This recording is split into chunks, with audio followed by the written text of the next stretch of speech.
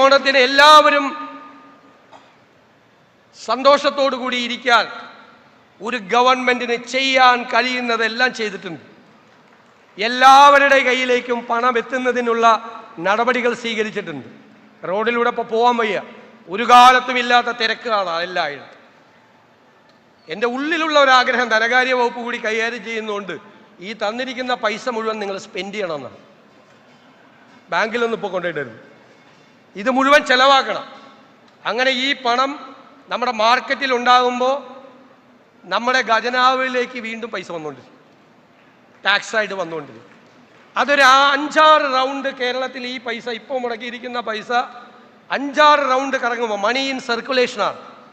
അത് തിരിച്ച് വീണ്ടും ഖജനാവിലേക്ക് വരുമ്പോൾ ഇതിലും കൂടുതൽ പൈസ നിങ്ങൾക്ക് എല്ലാവർക്കും തരാനാകണം എന്നാണ് നമ്മുടെ ആഗ്രഹം.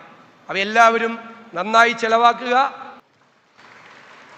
നമുക്കറിയാം ഓണക്കാലമാണ്, പ്രകൃതി മുഴുവൻ ഹരിതാഭയണിഞ്ഞ് സുന്ദരിയായി നിൽക്കുകയാണ്.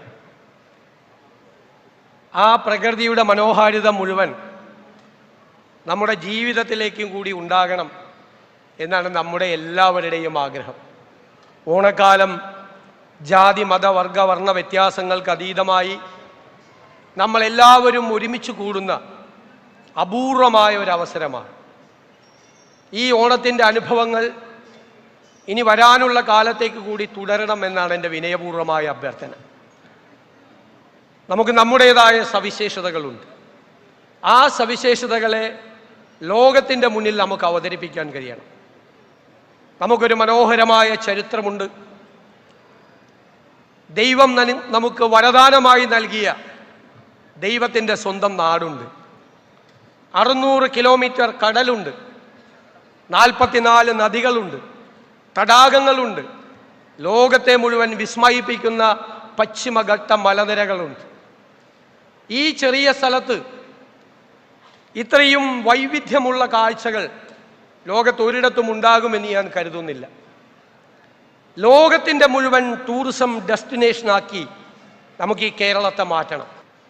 ഈ തലസ്ഥാന നഗരിയെ ശ്രദ്ധേയമാക്കി മാറ്റാൻ കഴിയുന്ന വിപുലമായൊരു പദ്ധതിക്ക് നമ്മുടെ പ്രിയങ്കരനായ MP ശ്രീ ശശി തരൂരിൻ്റെയും നമ്മുടെ തിരുവനന്തപുരത്ത് നിന്നുള്ള മന്ത്രിമാരായ ശ്രീ K മുരളീധരൻ്റെയും ശ്രീ CP ജോണിൻ്റെയും എല്ലാം പങ്കാളിത്തത്തോടു കൂടി, MLA-മാരുടെ എല്ലാവരുടെയും പങ്കാളിത്തത്തോടു കൂടി തിരുവനന്തപുരത്തും ഒരു പ്രധാനപ്പെട്ട പദ്ധതി, അത് സസ്പെൻസിൽ കിടക്കട്ടെ, ഒരു പ്രധാനപ്പെട്ട പദ്ധതി സമീപകാലത്ത് ഞങ്ങൾ പ്രഖ്യാപിക്കും.